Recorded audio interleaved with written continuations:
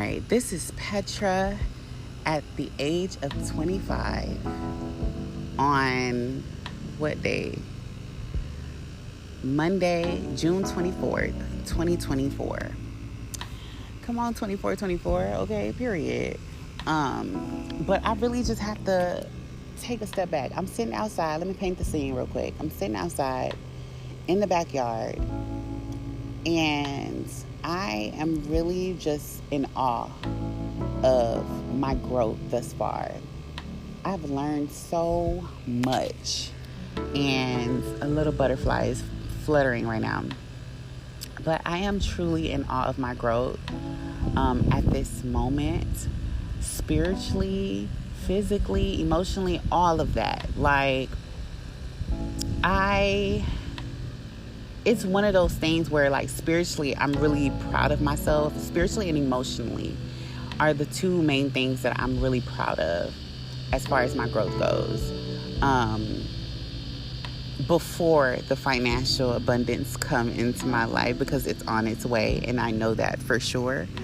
But at this moment in time now, I really just want to commend myself of how much I've accomplished so far that is not tangible to the naked eye for everybody to see, and I'm okay with that. I'm definitely still a work in progress, but in between, this liminal moment, transition in life of death and rebirth, of closing one door and entering into a new chapter of life, I can really say that the journey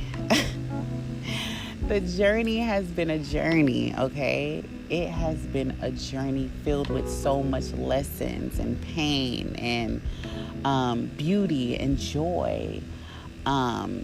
It's been such a magical ride of ups and downs, of standstills, of unknown, just nothingness.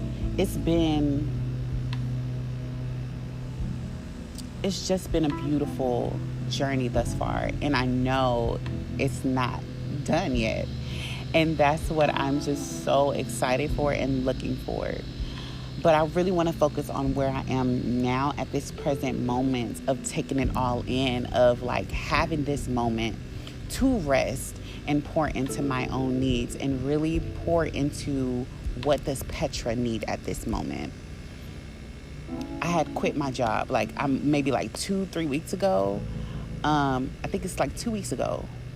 And now I'm just able to really just sit in the nothingness, sit in a time where I don't know what's to come.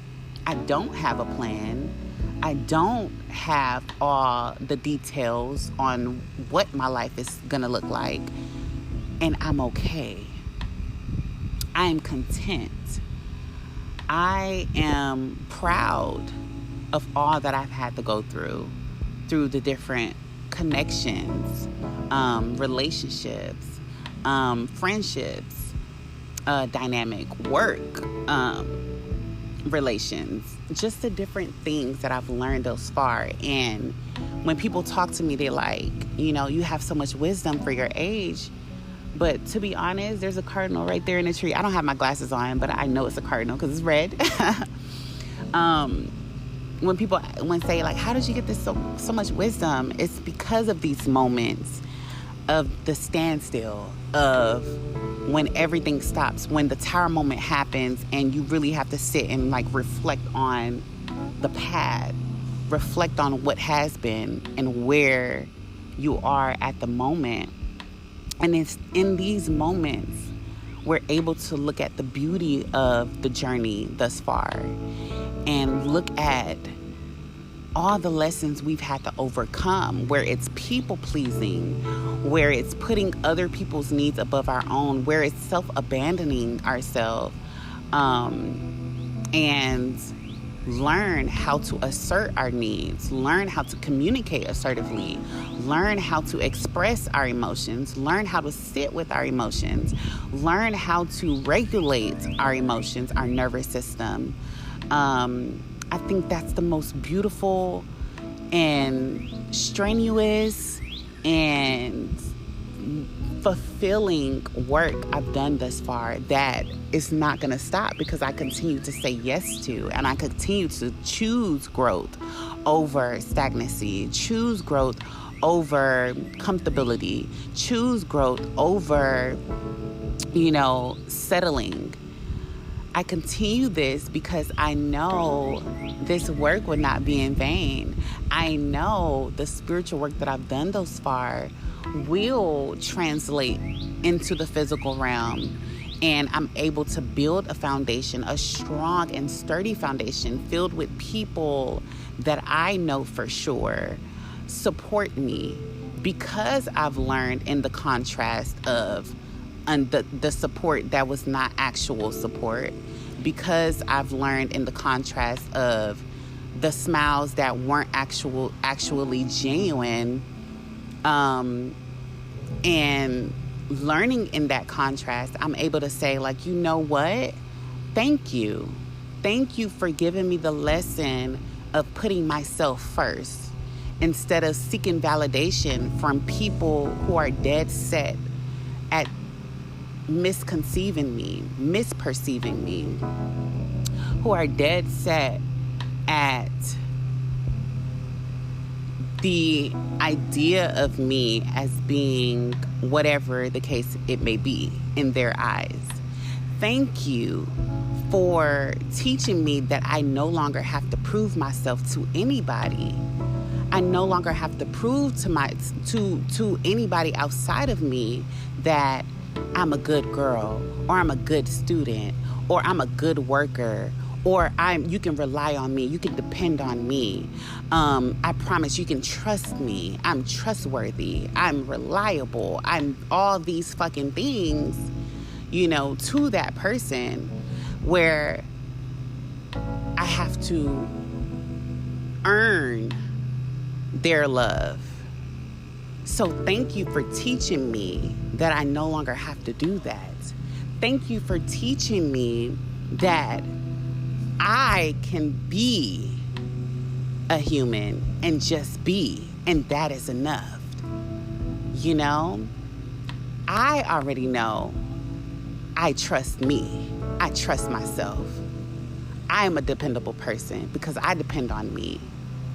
I am all these things. I am love because I love me. And the people who see that in me are my people, not the people who I have to earn their love. Because at the end of the day, if we perpetuate that same cycle of going to these people, trying to earn their love, and trying to be the good student, trying to be the good worker, trying to be all these good things to show them that we are dependable and they can trust us to give their hearts away,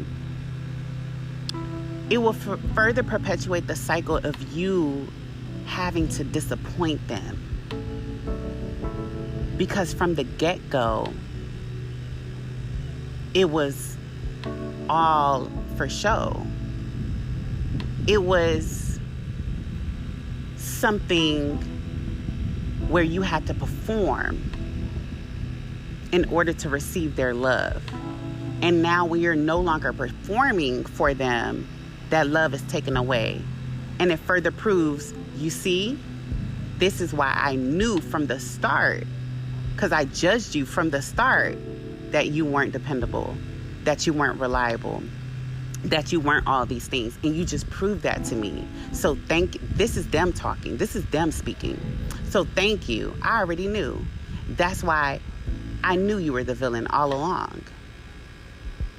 And us receiving that, we're like, dang, now I'm beating myself up. When in actuality, it was all a test. On one hand, it was a test from them that was already rigged from the jump. And on the other hand, it was a test for us to see if we were going to self-abandon again, to see if we were going to learn the lesson of putting ourselves and our needs first, to see if we were going to learn the lesson of not caring what anybody outside of us thinks of us, to see if we were going to learn the lesson of loving on ourselves before we take anyone else into consideration, to see if we were going to learn the lesson of not being selfless to the point where you obliterate yourself and your own needs, to see if we were going to learn the lesson of unconditional love, because that's where it stems from. Letting go of the narrative that we have to love with conditions. Letting go of the narrative that we have to perform for love and likes and validation. Letting go of the narrative that we have to show up as a version that will be easily digestible for other people. Letting go of the narrative that we have to be someone that we are not, when we can simply just be. And at this moment in time, in this season, at 25 years old, and granted, age is nothing but a number. I don't even care about being 25. You know, I could care less. But at this moment in time, I have to put a stamp on where I'm at this milestone. Granted, I've had many milestones throughout my journey where there was a season of nothingness where I had to reflect. And I feel like that's also important, of having those times to grieve an old version of yourself, to grieve what you was, and to fear what you will become, you know, in the many seasons and the many death and rebirths that we go through in life. At this moment in time, I'm able to truly commend myself, celebrate myself, rest, rejuvenate, because I have done a lot of work. Me just simply being, work is being done. But at this moment in time, I can really sit back and say, I've nonstop working. And now, at this moment in time, I'm choosing to rest and be, and allowing for that to be work.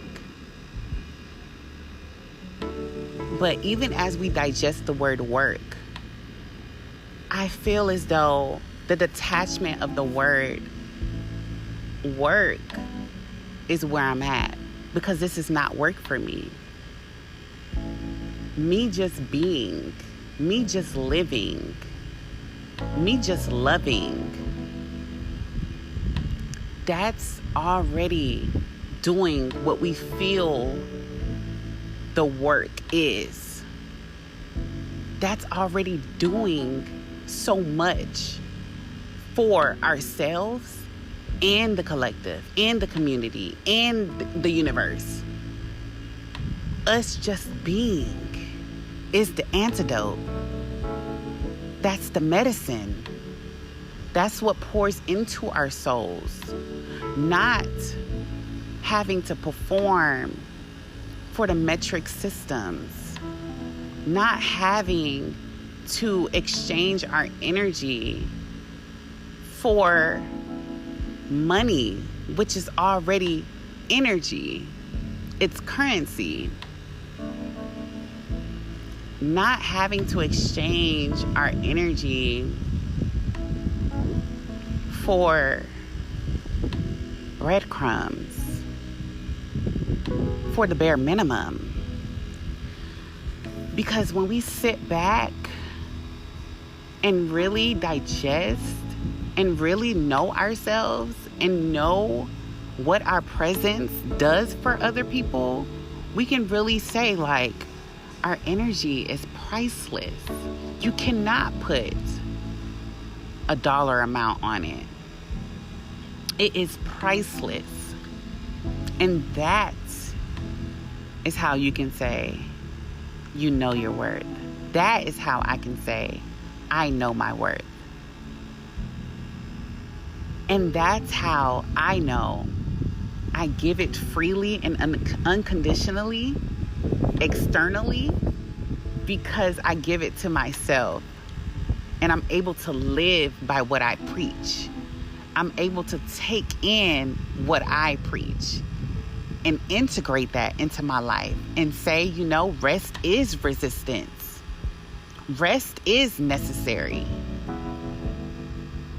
And I choose that despite what the outside world is doing. Despite what the rat race is doing. I can take a bird's eye view and say, you know what? I don't need to participate in that.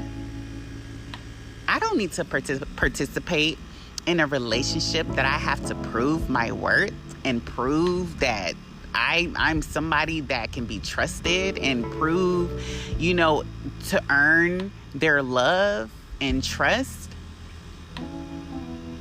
A dog can walk up to a person and just know you're a loving person. And that's enough. Why can't we as people just feel the energy like animals do and gravitate towards the energy that knows you can just be right now and I can love you for just being? Why do we constantly gravitate towards people towards energies, because it's people, places, and things, where we have to prove, we have to produce, we have to fit into society in order for them to love us, in order for them to reward us, in order for them to show us love, to show up for us, to support us? Why don't we just naturally want to love and support? Because we know what we put out is what we get in. Period. If we continuously put out conditional love, we will continuously get conditional love.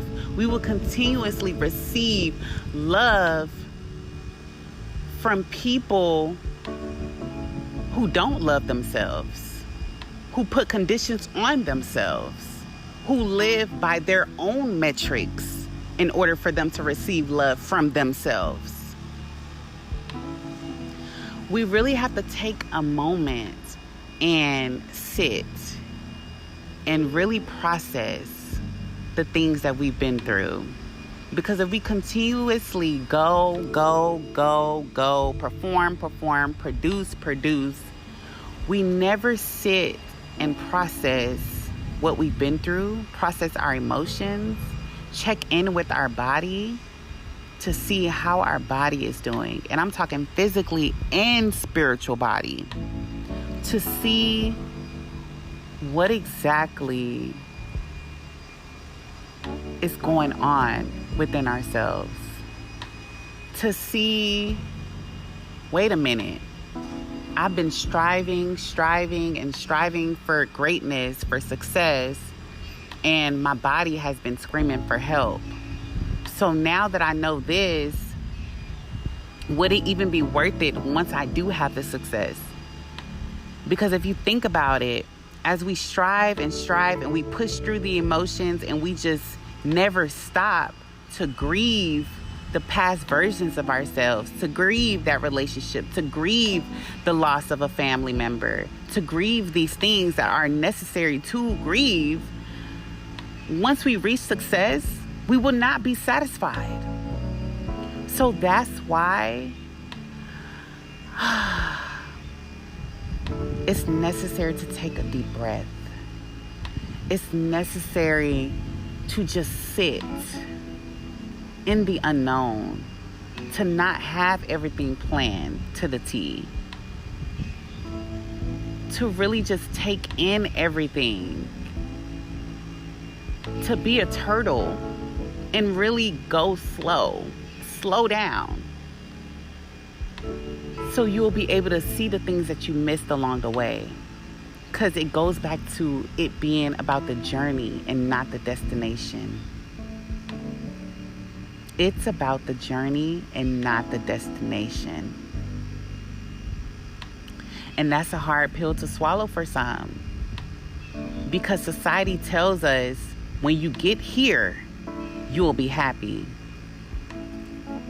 But if you take a step back, you learn you can be happy where you're at, here, in this moment.